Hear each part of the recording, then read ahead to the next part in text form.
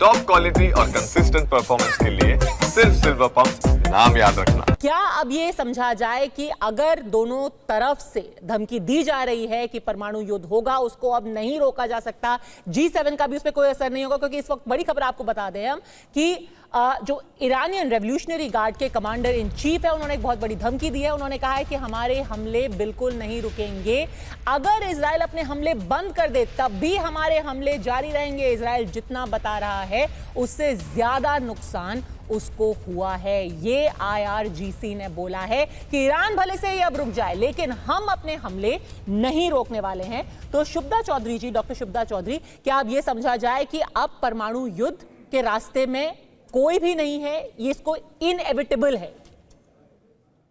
देखिए, सबसे पहले शुक्रिया मुझे बुलाने के लिए। पहली चीज, G7 जैसे कि हमारे पहले एक्सपर्ट्स ने बोला है, काफी वेस्टर्न इलीट ग्रुप है जिसको ग्लोबल साउथ से कोई लेना देना नहीं है। दूसरी बहुत इंपॉर्टेंट बात है कि G7 के पास कोई बाइंडिंग या फिर इन्फोर्समेंट डायरेक्टरेट नहीं है, वो बाइंड नहीं कर सकता। तीसरी बात है, अगर न्यूक्लियर वॉर की बात करें तो इजराइल ने 1981 में इराक के न्यूक्लियर फैसिलिटी और 2007 में सीरिया के न्यूक्लियर फैसिलिटी पे भी अटैक किया था। उनका एक बेगिन डॉक्ट्रिन है, मेनेचिम बेगिन के नाम से। अब जहां तक बात रही ईरान में, अयतोल्ला खामेनी का एक फतवा है न्यूक्लियर वॉरहेड यूज करने के लिए।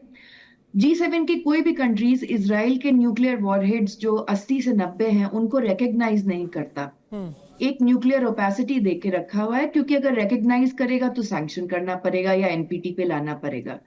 अब जिस तरीके से इजराइल के प्राइम मिनिस्टर बेंजामिन नेतन्याहू ने अमलेक की धमकी दी, अमलेक मतलब एक ऐसा देश या वहां के ऐसे लोग जो इजराइलाइट्स के खिलाफ वायलेंस यूज करते हैं, इसलिए रिलीजियस नेशनलिज्म के रूप पे उनको पूरी तरीके से डिस्ट्रॉय करना इजराइल के हक में है।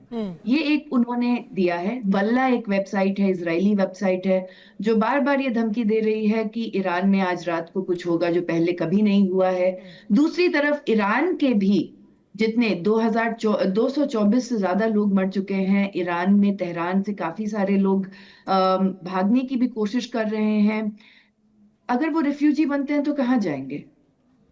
पहला मुद्दा तो ये। G7 अगर कुछ नहीं कर पाए तो दो चीजों पे तो बात कर सकता है कि सैंक्शन रिलीफ करे और ह्यूमैनिटेरियन एड दे। इंडिया के कम से कम 11,000 इंडियंस ईरान में हैं, और अगर आप इंडियन जूस की बात करें तो वो 85,000 है। इसके अलावा इंडिया के 32,000 इंडियन सिटीजन्स अभी इजराइल में हैं। हाइफा की रिफाइनरी, हाइफा के पोर्ट के ऊपर जो अटैक हुआ है, जिसके कारण हमारे India middle east Europe economic corridor पे काफी डिले होगा। इंडिया को जरूरत है, एक कि वो न्यूट्रल स्टैंड रखे, और दूसरा कि वो INSTC जो रशिया सेंट्रल एशिया से पाइपलाइन है उसके ऊपर ज्यादा रुख करे, क्योंकि ये जो कॉन्फ्लिक्ट है ये कम नहीं होगा। पोलैंड की जो फॉरेन मिनिस्ट्री है वो अपने लोगों को इजराइल से इवैक्यूएट कर रही है। अगर अभी ईरान ये कह रहा है कि पाकिस्तान भी इन्वॉल्व हो जाएगा, वाइस मार्शल भटनागर सर, कि वो कह रहे हैं कि पाकिस्तान अपने न्यूक्लियर वेपन्स यूज करेगा इजराइल के खिलाफ, क्या इसकी पॉसिबिलिटी है? पाकिस्तान ऐसा क्यों करेगा? वो क्यों इन्वॉल्व होना चाहेगा इस पूरे युद्ध में? शैलजा जी, ये पूरा कन्फ्लिक्ट एस्केलेट होने के लिए 4 कंटिजेंसी हैं मेरे हिसाब से।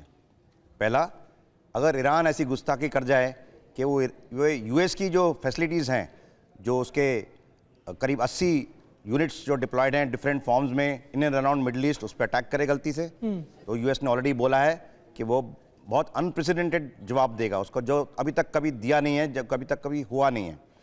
दूसरा, अगर ईरान इजराइल की न्यूक्लियर साइट्स पे या न्यूक्लियर स्टोरेज साइट्स पे अटैक करता है तो वो भी एक बहुत भारी स्टेप होगा।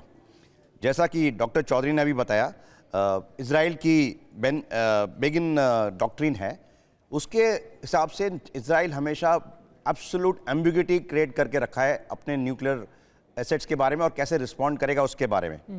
No denying and at the same time not admitting also. तो कैसे रिएक्ट करेगा, कहाँ पे रिएक्ट करेगा, किस कंटीजेंसी में करेगा, वो सब एक सस्पेंस है, जो कि एक भारी मात्रा में एक अटैक होएगा, उसमें कोई डाउट नहीं है। तीसरा, यस, पाकिस्तान अटैक कर सकता है। ये पाकिस्तान की तरफ से मेरे वंस अगेन, जैसे इंडिया के साथ ऑप सिंदूर में वो सिर्फ धमकी दे रहा था, उसी तरह की एक एक्टिविटी है।